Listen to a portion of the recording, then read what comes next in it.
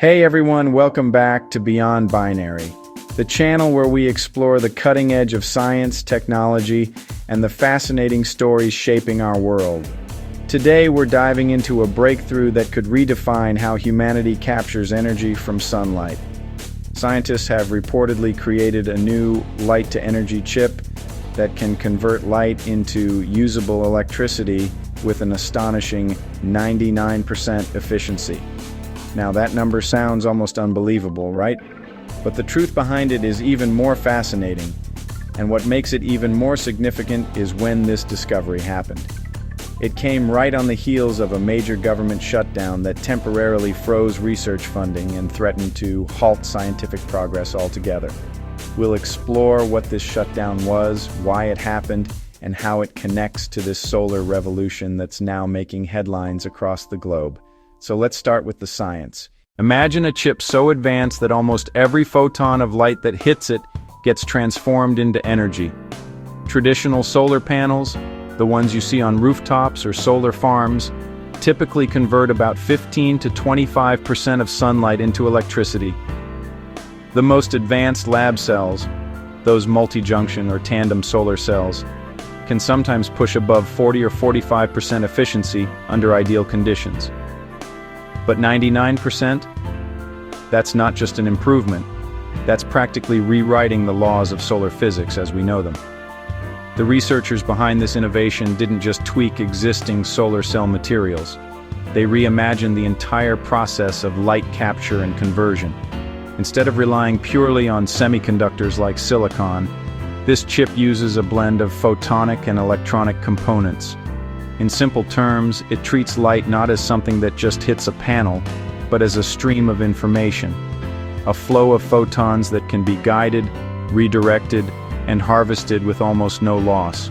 They've built an intricate structure on a microchip that manipulates light with microscopic waveguides, mirrors, and resonators, ensuring that almost every bit of incoming light finds its way into the energy conversion zone.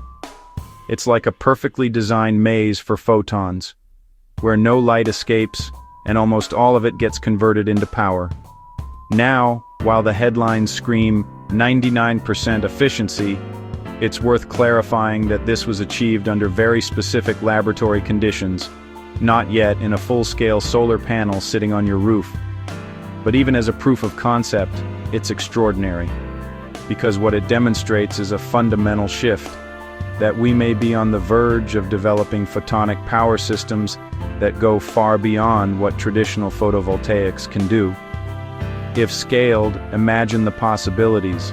Solar panels that are a fraction of today's size but deliver 10 times the power.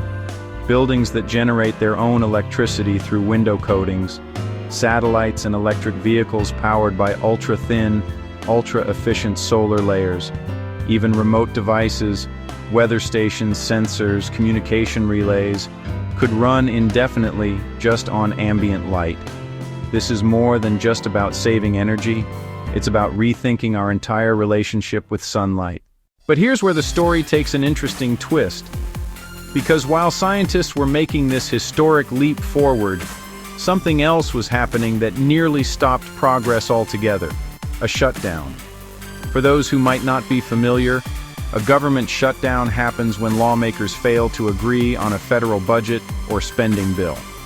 Without that legal authorization to spend money, many government agencies, including scientific research bodies, are forced to close or operate at minimal capacity. It's like someone suddenly pulls the plug on an entire nation's research and development engine. During a shutdown, government workers are either furloughed or asked to work without pay. Research projects are paused, grants can't be processed, collaborations that rely on federal data or resources come to a standstill, and the effects ripple outward. Universities delay experiments, labs go idle, supply chains freeze, and months of work can be lost.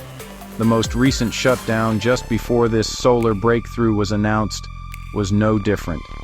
It stemmed from political gridlock. Disagreements over how funds should be allocated, disputes over spending priorities, and partisan clashes that left federal agencies stranded in limbo. For weeks, research institutions had to halt non-essential work, including clean energy programs, scientific grants, and some collaborative international projects. And yet, against that backdrop of uncertainty and funding paralysis, a team of scientists managed to produce something revolutionary. It's a reminder that science doesn't wait for politics, but it also highlights how fragile progress can be, how easily discovery can be slowed when the systems supporting it break down. Think about it. These breakthroughs don't happen in isolation. They require steady funding, open labs, data access, peer collaboration, and continuity. A single shutdown can disrupt years of progress, stall innovation pipelines, and cause talented researchers to leave the field entirely. The light-to-energy chip story is both a triumph of human ingenuity and a warning about how dependent innovation is on institutional stability. Now, coming back to the chip itself, let's talk about what it could mean for the world.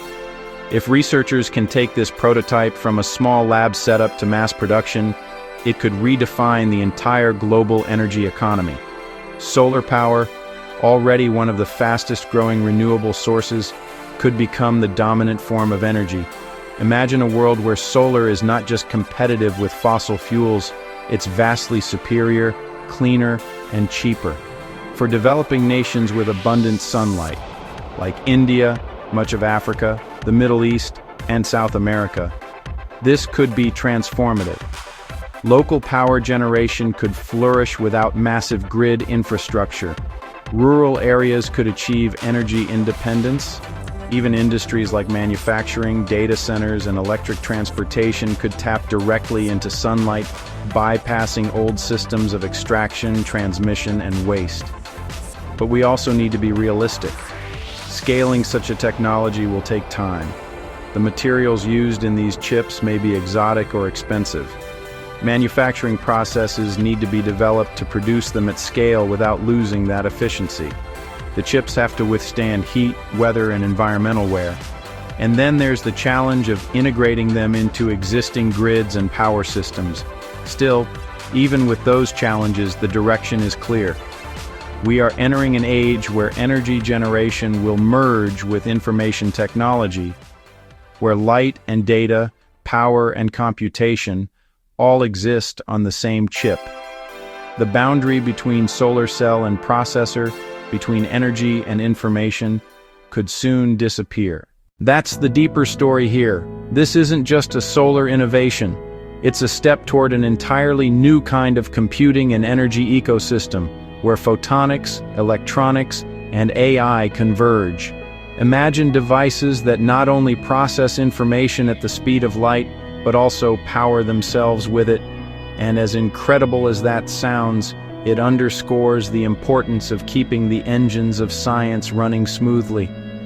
The last shutdown showed how easily progress can be paused, how political indecision can ripple across labs, industries, and futures.